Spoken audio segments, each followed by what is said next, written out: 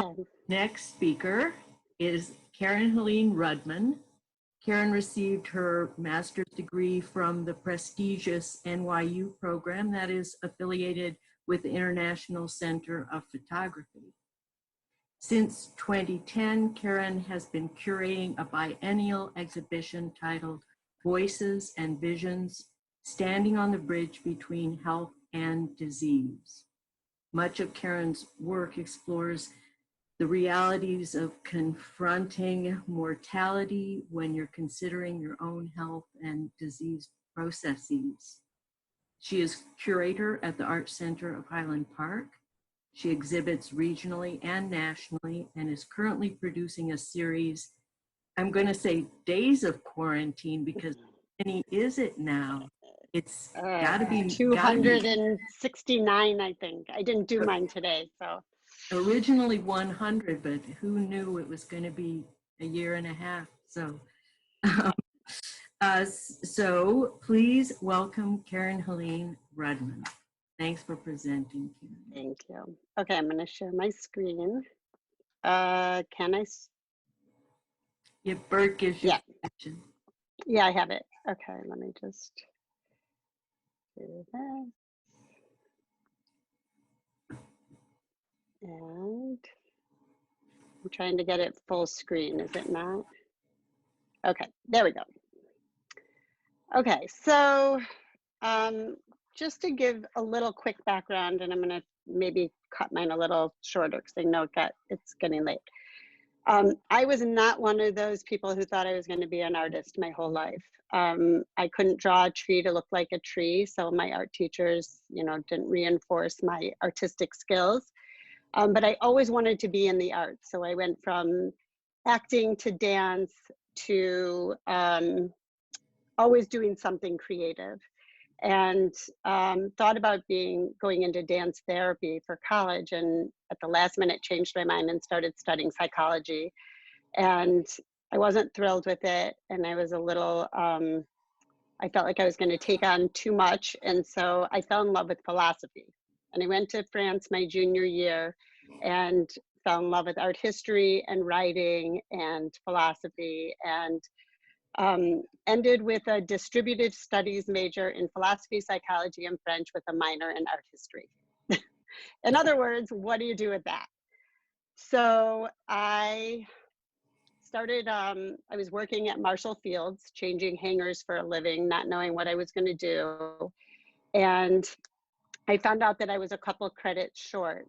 And I had taken a photography class my last summer at Boulder, and I loved it. And so I enrolled at Columbia College and ended up applying for their graduate program. And at the time, Columbia College was very boys' school mentality. Bob Thal, I don't know, a lot of you guys know him. And I was constantly being told I needed to get out of the suburbs where I didn't live, and that I needed to work more methodically and less intuitively. And by the end of the year and a half that I was there, I was frustrated and I felt stuck inside of stereotypes that I had no control over and that I couldn't seem to break out of. And I did a series of taking photographs out of windows, blurring inside or outside and showing them as often as diptychs.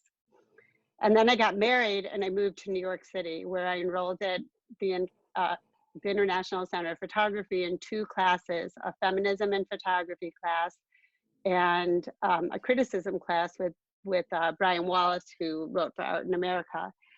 And I went from one extreme to the other. So I started taking classes with Eileen K. Berger, who was a feminist photographer at the time. She's now a writer, and she became my lifelong mentor. And my first review, she said, you're nowhere, you haven't put yourself into your work. And then I started to put myself into my work, and my next review was, there's no one here. There's just a woman disappearing into the white bed with the white walls around her. There's nothing. And I was crushed. And I felt like I had no idea what I was going to make artwork about. So while in graduate school, I know a lot of you know that you share your dreams. And I kept having these like really superficial nothing dreams, and people were sharing these elaborate artistic dreams that then they were making work about. And so finally I fessed up and I said, well, I'm really not having any dreams except for I'm changing my genes on a roof, like Fiddler on the Roof. And my teacher looked at me and said, genes, genetics, it's a play on words. And I started to really explore the idea of genetics and family heritage. And the veins in my hands were always like my mom's veins in her hands. And I started exploring them, photographing my hands. This was a book called Bloodlines.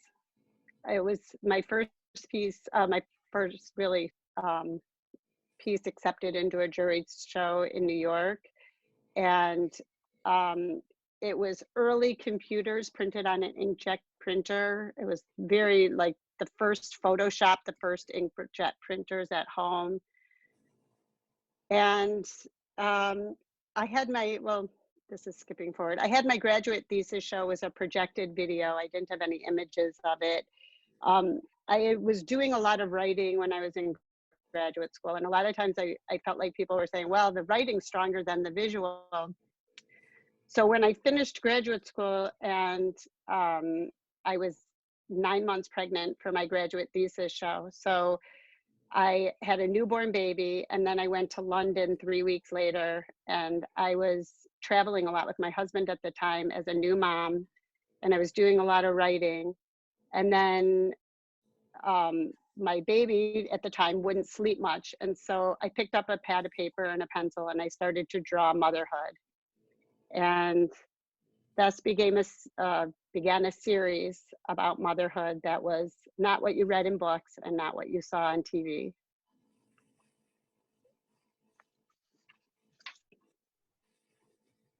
After getting a commission of doing some of the drawings of mother-child for somebody, and they were on canvas, and I was using oil pastels and my hands were raw, I thought, I'm going to try painting. I'm a self-taught painter. I was experimenting with it.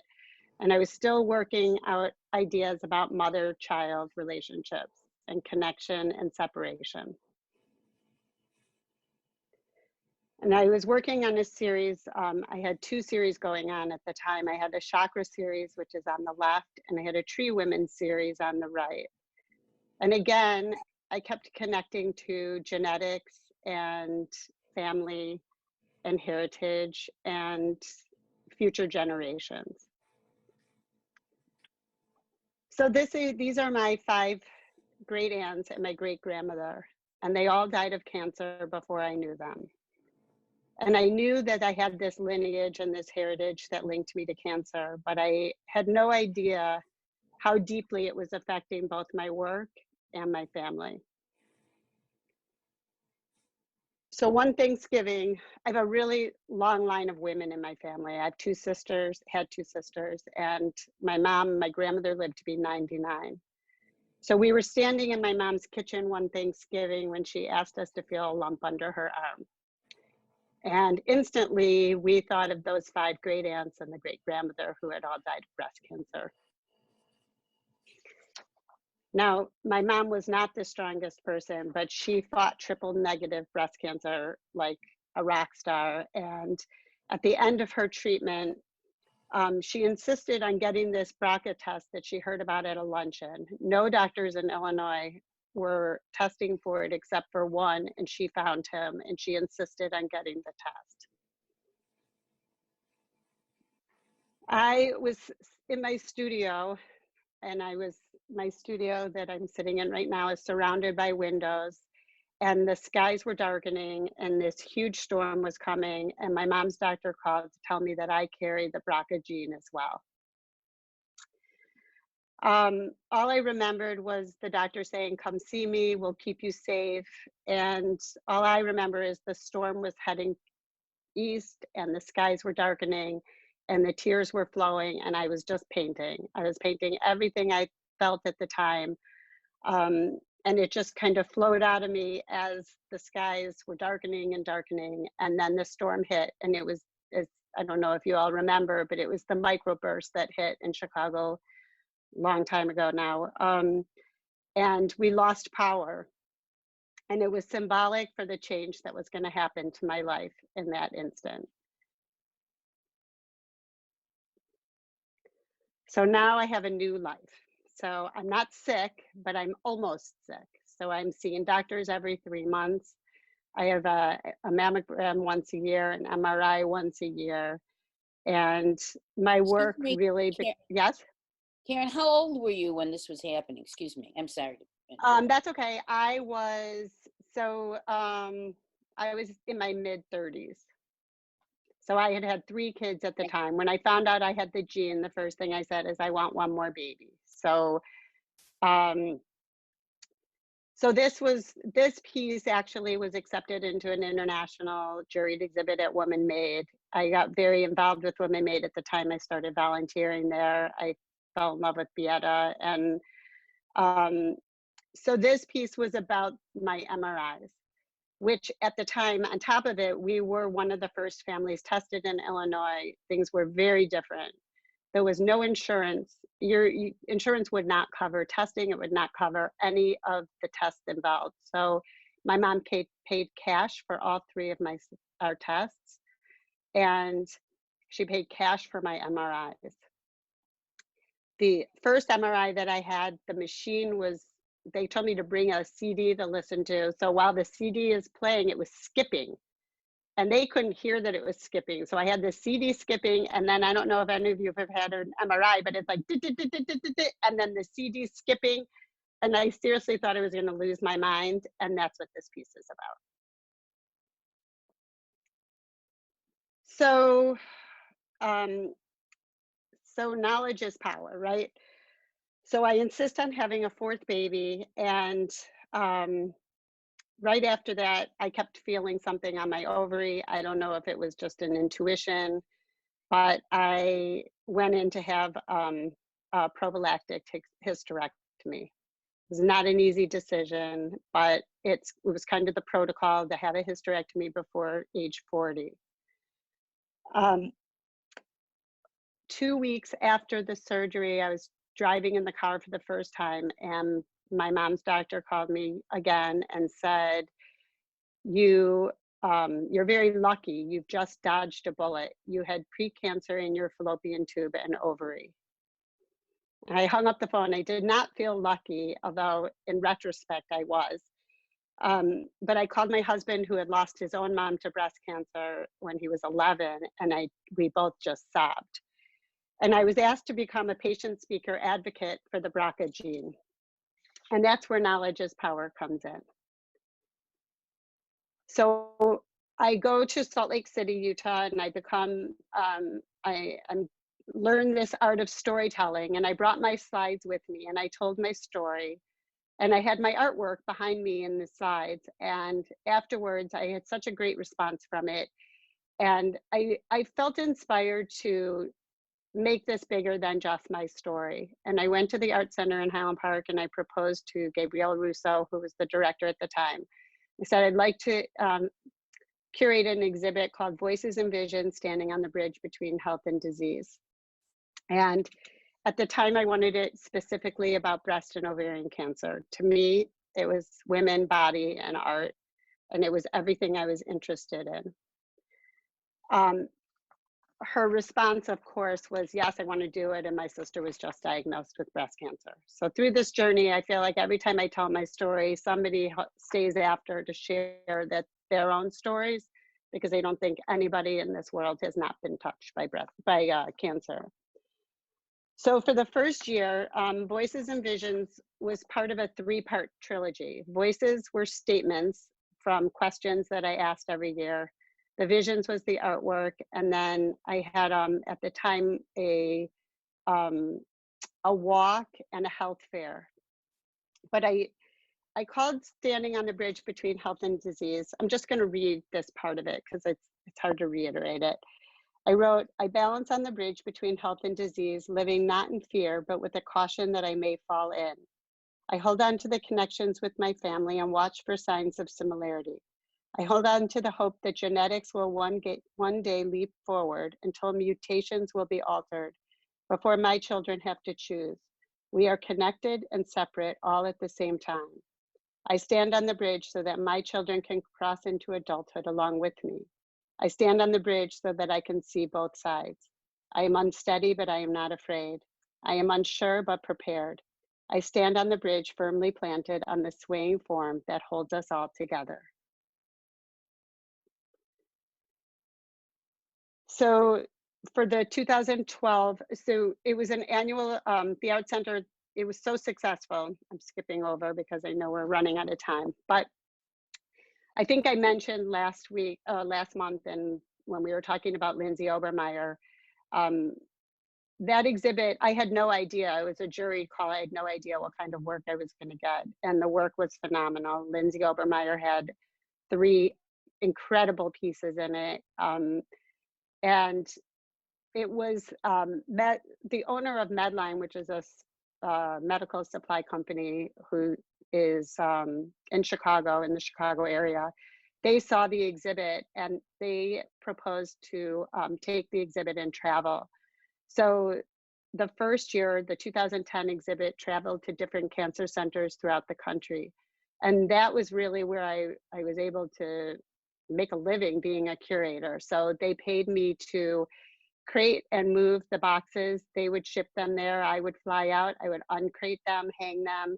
And then I was able to give talks and do workshops, often with breast cancer survivors. And it was really one of the most incredible experiences. And during that time, I did a golden paint demonstration at a local art store with the great Sandy Bacon, who taught me how to do a photo transfer.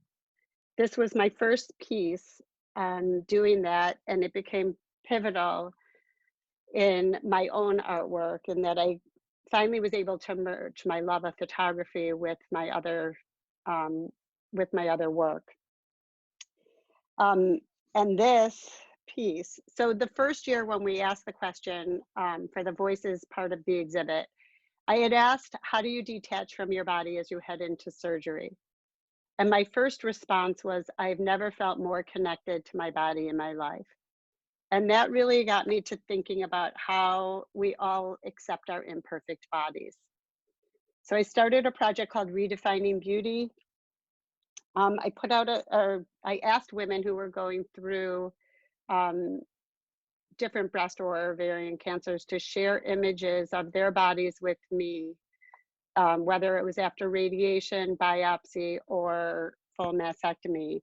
And I used the images to turn them into mixed media pieces. Each of these are an 18 by 24 canvas, unstretched canvas sheet.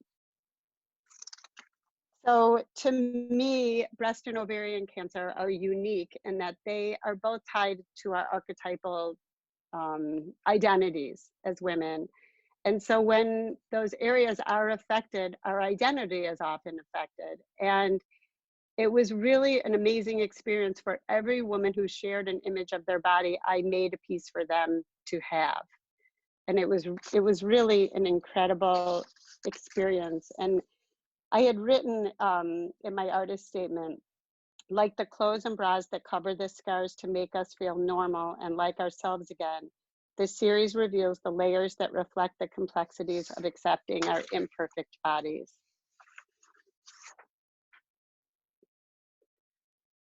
So now back to my personal life. This piece is called Lori. Lori was my oldest sister.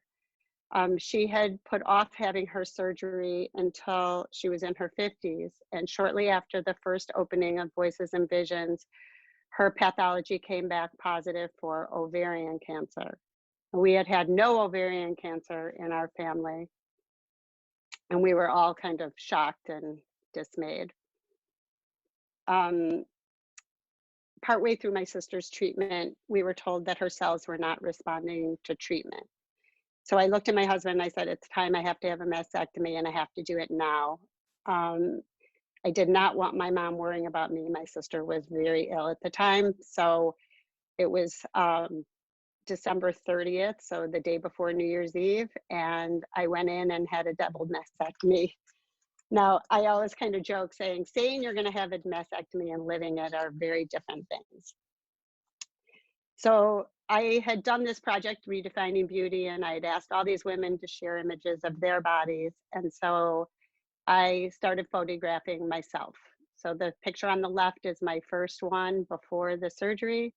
And the next one is one of the first ones after. So you can see the drain and you can see some of the effects of the surgery.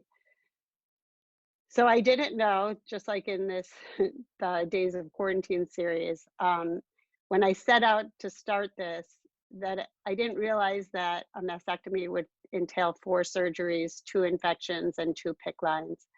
So it was about a year-long process of dealing with the surgeries, and I just kept doing this work. So I ultimately ended up doing it for about 3 years. I have 365 of Previving. My goal is to show them all at one time. The closest I came was a couple of years ago at Evanston. I know a lot of you were at the opening. We had about 100 of them up on the wall, and I sold them for very reasonable and donated part to charity because I just wanted to share, the whole process. And it was really amazing to see them all at one place. So these are just a sampling of them. So 3 years after my sister passed away, tragedy again hit our family. And my mom's 17-year remission ended with, it almost was like she had ovarian cancer, although it was a metastasis of her breast cancer. And she went from a 78-year-old vital, amazing, strong woman to having a stroke and being paralyzed on her left side. And in those final few months before she died, I photographed her holding everybody's hands who got to go visit her and spend time with her. So for the Voices and Visions 2018, 16, we honored my mom, and I showed the series Holding On and Letting Go.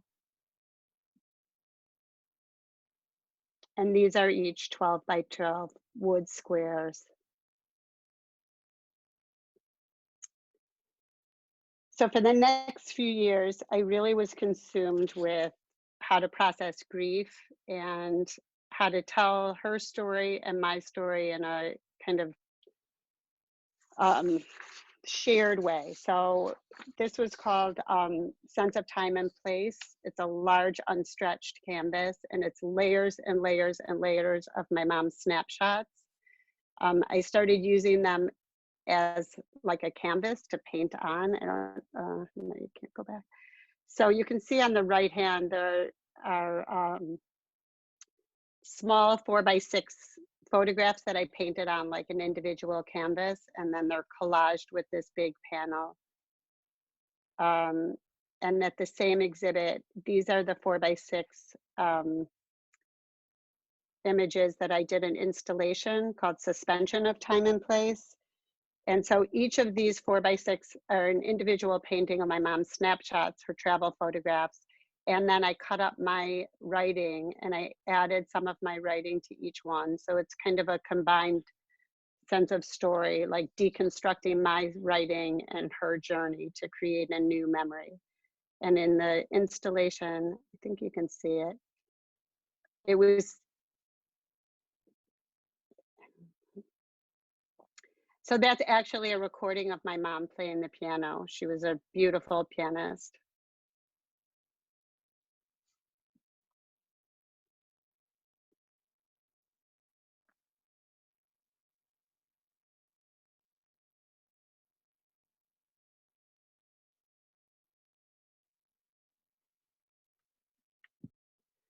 So this is an installation at the Woodstock Art Center last year. Was that last year? Or no, I think it was 2 years ago now. Where I combined the two, the suspended photographs and the large panel. So I just wanted to share that. So then in February of this year, I presented at the Women's Caucus National Convention on the intersection of art, science, and medicine. with Ellen Sander, and we announced a collaboration that we're working on in the future where she's using my images. Ellen does these amazing virtual reality installations projects with the top scientists in the world. And so she's working on one for the BRCA gene with me using my Previving images as part of her virtual reality. And at the same time, so there's always this like side correlation with what's going on in our genetic situation and what's going on in my life as an artist. My middle sister had tested negative the 20 years ago that we were tested, and she did 23andMe 2 years ago, and her 23andMe came back positive for the BRCA gene, and we were shocked and dismayed, and we discovered that our doctor had ordered the wrong test. So like I said, it was a different era. There were no geneticists at the time. And so she immediately went and had double mastectomy and a hysterectomy within weeks of finding out that she had the gene. And then her daughter, who at the time was 28, found out she had the gene, and she couldn't live in fear. And so she had a double mastectomy at 28 with a 6-month-old baby. So this piece is called Family Tree. And underneath the fabric, you can kind of see, it's hard to see, the images of the tree here.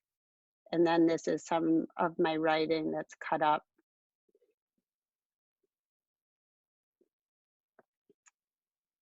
So after the convention, and I met with Kelly and we had a coffee, and sometimes when I talk about my story, it feels overwhelming. You know, there's a lot of loss, there's a lot of cancer. It just feels, you know, you don't want to cross that bridge between self-indulgent and then you want it to transcend and be universal. And so, you know, Kelly's always telling me, tell your story. And I'm always saying, oh, I can't, it's so draining. And so I'm always struggling with the two things. So I set out to do a series that would kind of make it more objectified. Like, let's look at this statistically. Let's see what the statistics are of the women developing cancer in my family as my children now are dealing with their testing, and that, you know, I'm looking at it as, in terms of generations to come. And so this first piece was called Still, on the left was called Still Here. And it was, what was it, March 15th. And I posted Still Here. And I said, I'm going to do a piece every day of the shutdown, every day of the quarantine. And I'm going to make a piece and post it on Instagram. And so what started as a piece really about the statistics of getting cancer in my family suddenly took on a whole new light as people were responding to my Instagram saying, your people aren't social distanced. And suddenly the idea of how far we go to avoid illness, and how fragile and yet how resilient we are in the face of facing our mortality. So this series has grown. I've continued to post every day. I think I'm at 270 something, or maybe 270 today. They also reflect what's going on in the world. So each day I respond, you know, whether it has to do with COVID or whether it has to do with what's going on. So day 80 was the marches after George Floyd. It says, together we stand, together we will march. And the one on the right was for Gay Pride Month. That was done in, a friend of mine asked me to do one for her. And so I did this piece for her son. She gave it as a gift. And so I just keep doing them every day. And in a way, it's a silver lining. I've never been able to get in my studio 7 days a week, especially while working as a curator. So now that I work from home, I really have more time to devote to my artwork too, which is great.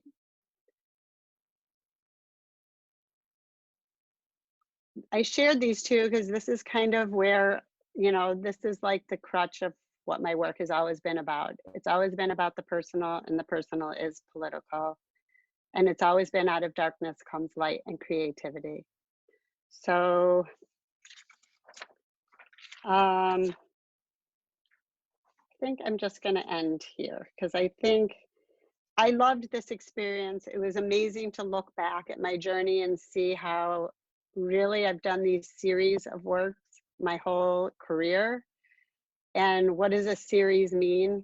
I have no idea, but it keeps me going. And maybe it's about the repetitiveness of when you face so much loss and so much cancer on one hand, but yet you persevere and it just, I guess it's finding meaning in life. And so that's what my work has always been about. So that's my story. Stop share. Thank you, Caren. That's quite Yeah. a story. Thank you.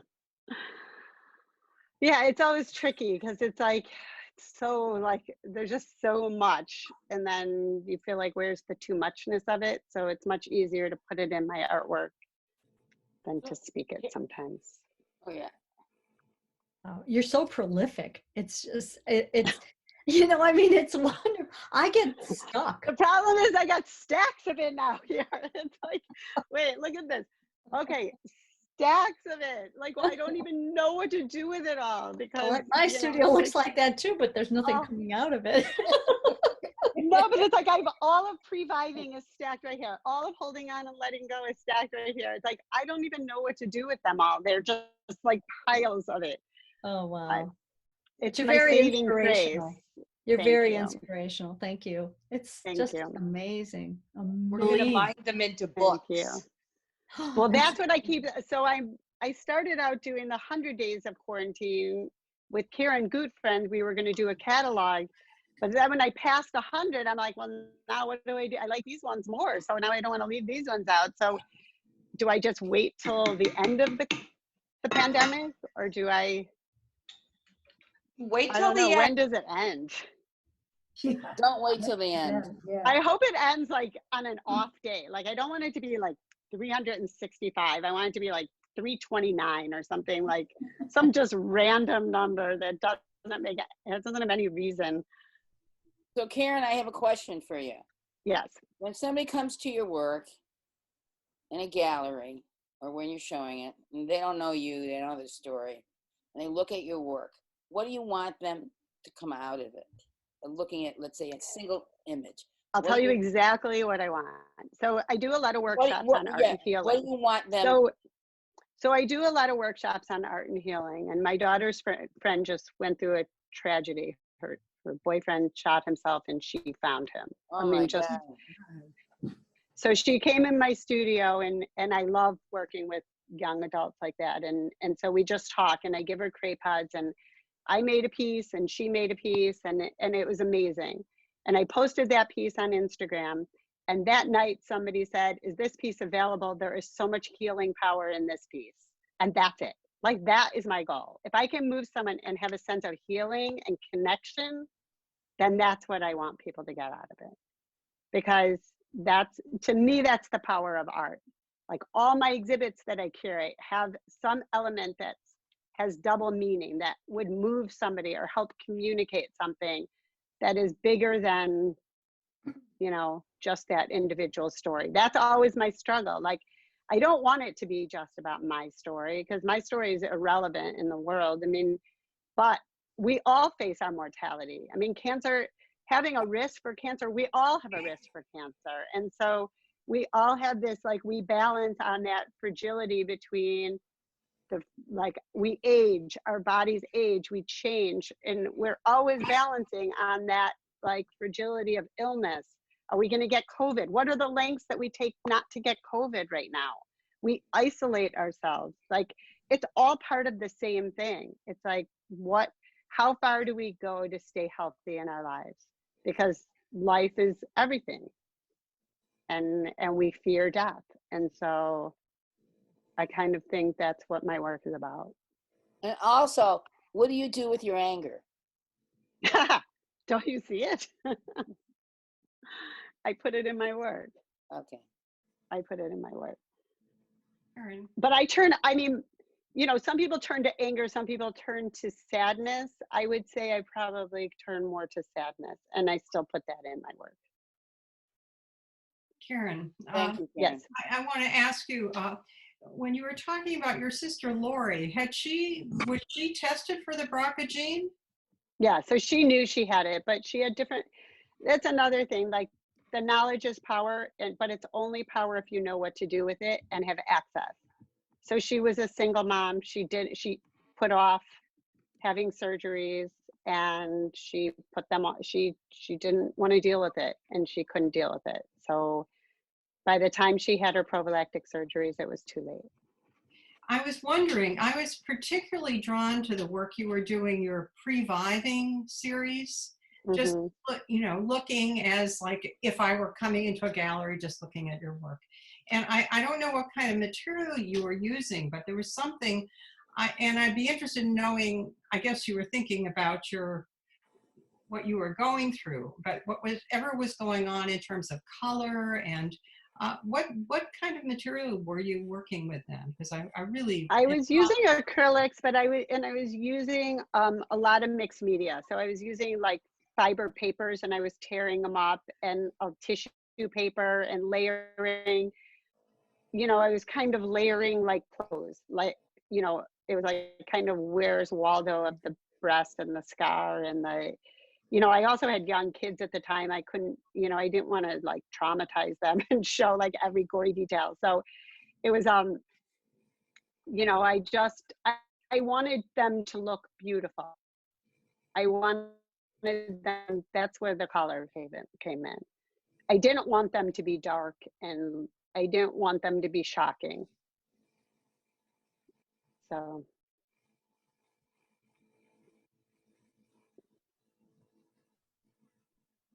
Anything else?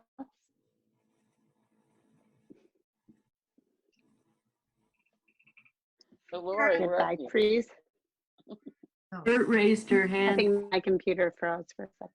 Yeah, when you first started talking, I mean, telling your story, it was extremely emotional, and I started getting very kind of teary-eyed. And then the longer you talked, the more I was able to listen to the story. But it's very moving, and where you're coming from is very moving. And I think you're right that we do all, you know, have these issues, but you're really pinpointing it, and you're really getting down to what most of us try to ignore and stay away from, you know, because and I think that's one of the powerful things about what you're doing with your work and with Voices and Visions, is that you're kind of forcing people to admit that we're human and that this is what's going on with us. You know, so very powerful. And yeah, so Voices and Visions, I think I skipped that over. So Voices and Visions now is a biannual exhibit, and all cancer metaphor. yeah, So we kind of broadened it because so many people were saying to me they wanted to participate. But we honor different people with each exhibit, which has been an amazing experience. So I've really gotten to know incredible people along this journey too. I mean, with each artist has a story to tell that's pretty amazing. I mean, meeting Lindsay Obermeyer, my first year of it was amazing, and ever since, I mean, there's artists who have returned, you know, different years, and then every year there's people I meet along the way. So this last year we honored healthcare providers because it was during COVID, and it was really awkward, and we didn't really have a great opening. You know, we had it outside, and so we decided to honor the healthcare providers who still have to go to work, even though, you know, they still have to treat cancer. And so we had a drive by, and we all stood and had a moment of silence and applauded them, and nice. that was amazing. On a lighter note, a more I don't know. note, I didn't know that you also were interested in theater and dance when you first started. Mhm. That personally was very interesting. I know, when you said that too, it was, I know. I've always, yeah, it was like body movement and, you know, and that's why when I took the body class at NYU at ICP, that was like, oh yeah, this is it. You know, this connects everything. So, Yeah. Wow. Well, what? Period. Where you had other people's, and then you worked into them. wait, say that again? Did you work directly on the Who's that talking? they sent, or did you work No, on they sent me, copy sometimes to it was, digital, they or? just sent me a photograph on a phone. I mean, most people, it wasn't like a, you know, a fancy photograph. It was like, oh gosh, you know, I'm going to do this kind of photograph. You know, one of my friends, we went into the bathroom at a restaurant. I'm like, let me take a quick picture. You know, I was at the dentist one time. My oral hygienist was like, oh, I've had a double mastectomy, but I had 2 different, you know, reconstructions. And I'm like, would you like to participate? She's like, sure, come in here. You know, and she's like, you know, it's interesting. I mean, one of my mom's friends, it's like our oldest friend. She's like an aunt to me. And I said, do you want to participate in this project? And my friend's like, my mom's never going to do that. And she was like, she had a mastectomy in her 30s. She never did reconstruction. She was like, yeah, she came to the opening. She was showing everyone. She felt, my mom took the picture. She told my mom she felt beautiful. Like, that's another thing. Like, if you can help somebody find that, and all of us have the imperfections in our body, like, that was a huge gift. Well, what I was seeing, you had a tremendous connection with those images. I think they're really, really vibrant, and it's that came through. You know, you're trying to really help someone. It was a good collaboration. Mm-hmm. Thank you. Thank you. Caren, I want to thank you for your incredible courage to Thank do you. all of this work, to show so much of your life and connect with so many people, because there are many people in the world, when it comes to cancer, they call it C. They will not talk about it. So thank you, thank you, thank you. Thank you. Can't thank you enough. Thank you. So much courage and strength in one powerful woman. Thank you. My shakiness, right? That's what they told me in graduate school. And my shaky, quivery voice, right? Wow. What 2 very dynamic presentations, I think. Yes, they were. Yeah. Yes.